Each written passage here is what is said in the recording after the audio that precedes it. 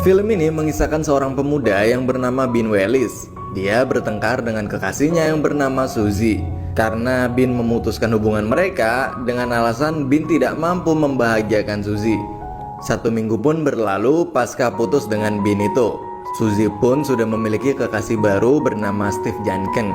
Melihat itu, Bin merasa menyesal dan patah hati melihat Suzy bersama orang lain. Dan dalam keadaan yang patah arang itu, temannya dari kecil yang bernama Sean selalu setia menghibur Bin. Sean menganjurkan Bin untuk segera mencari pasangan baru untuk melupakan Suzy. Malam harinya, Bin mencoba menghubungi Suzy untuk meminta maaf dan mengajaknya kembali. Namun Suzy menolak dengan alasan dirinya sudah bersama Steve. Bin pun lalu bertanya kepada Suzy apakah dia sudah tidur dengan Steve. Lalu Suzy pun mengiyakan pertanyaan Bin itu. Mengetahui itu, Bin pun tambah kecewa dengan Suzy. Dia merasa tercabik-cabik membayangkan Suzy tidur dengan Steve. Malam itu Bin gak bisa tidur.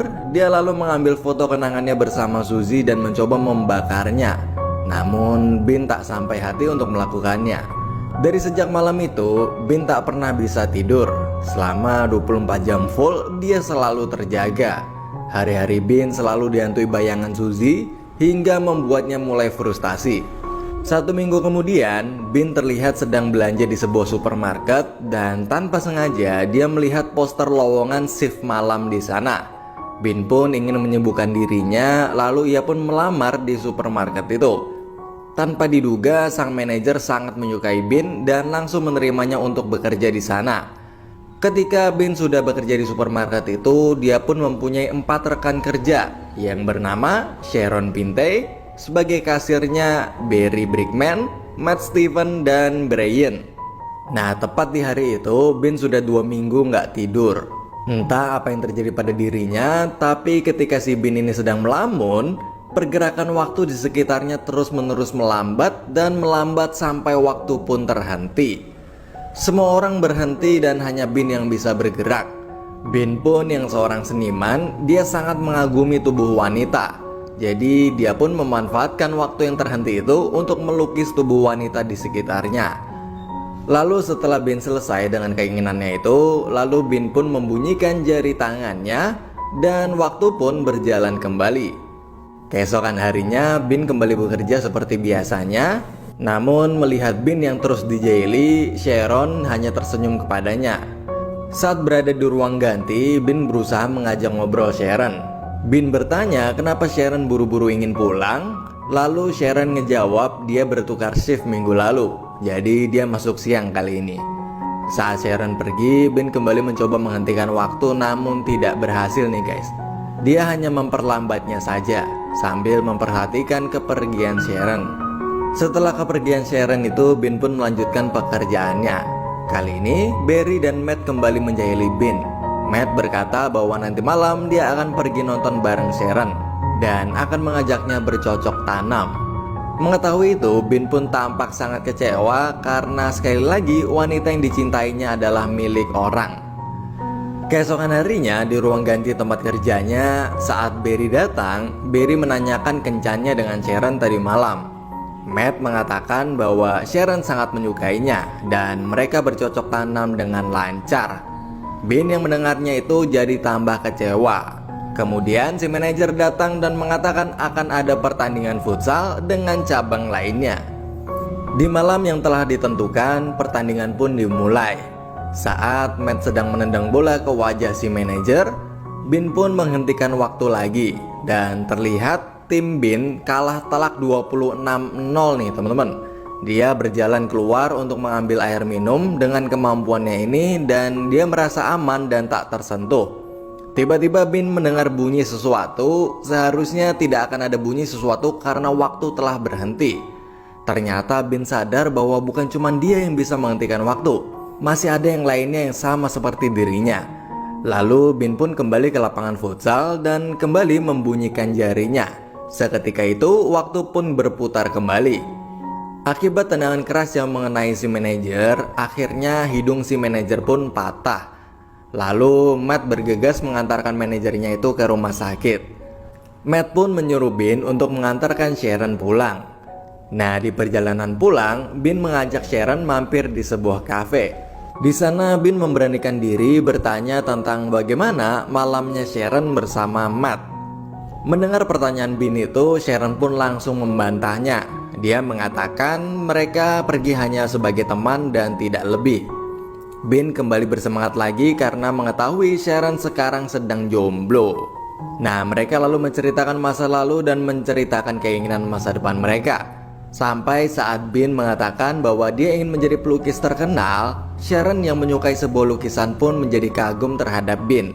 Dia selalu berharap memiliki pasangan hidup seorang pelukis, karena seorang pelukis memiliki keindahannya tersendiri dan sangat romantis.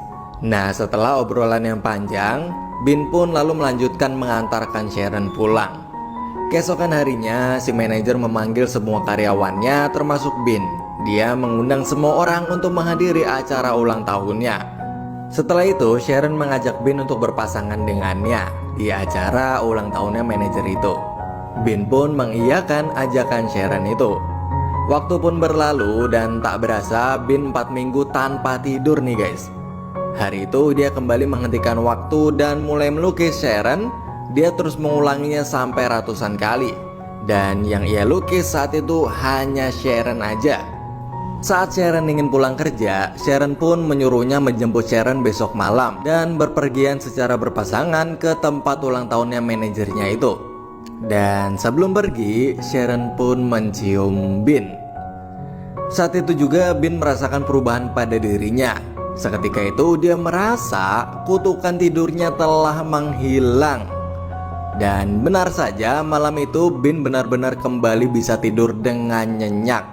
Nah, di tengah tidur yang nyenyak itu, Bin pun dikagetkan dengan telepon yang berdering dan ternyata itu adalah Matt dan Barry yang mengerjai Bin.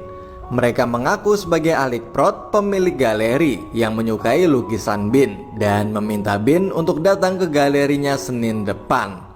Malam itu tibalah malam ulang tahun si manajer, lalu Bin menjemput Sharon.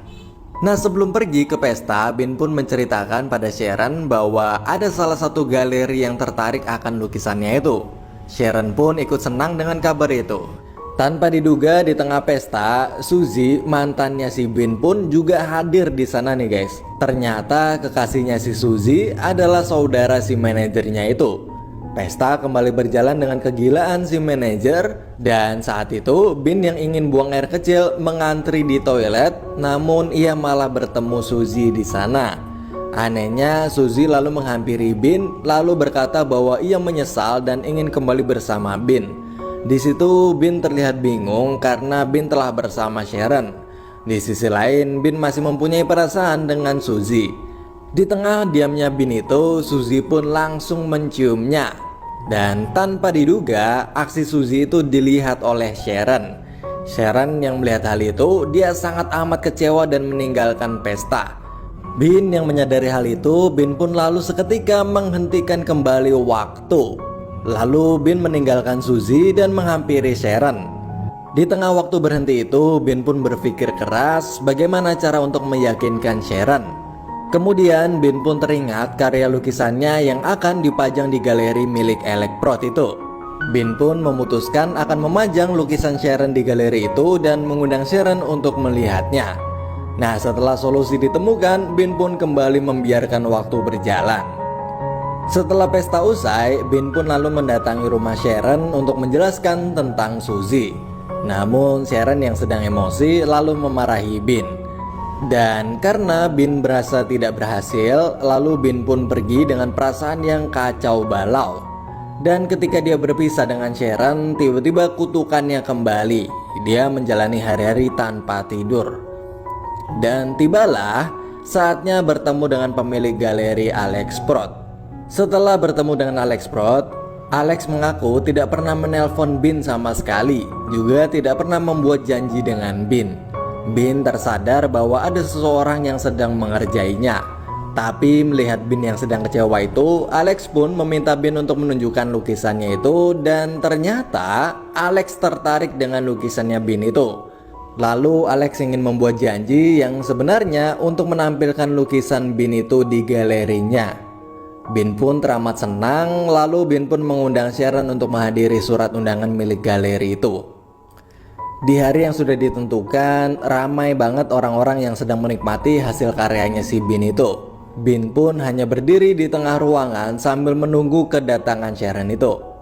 Sharon kaget karena ratusan lukisan dirinya terpampang di dinding galeri. Dia tidak bisa berkata apa-apa dan hanya bisa tersenyum dengan bahagia. Lalu Sharon pun menghampiri Bin. Bin lalu berusaha menjelaskan tentang hubungannya dengan Suzy. Namun Sharon menghentikannya lalu berkata, apa yang ada di galeri ini sudah menjelaskan semuanya.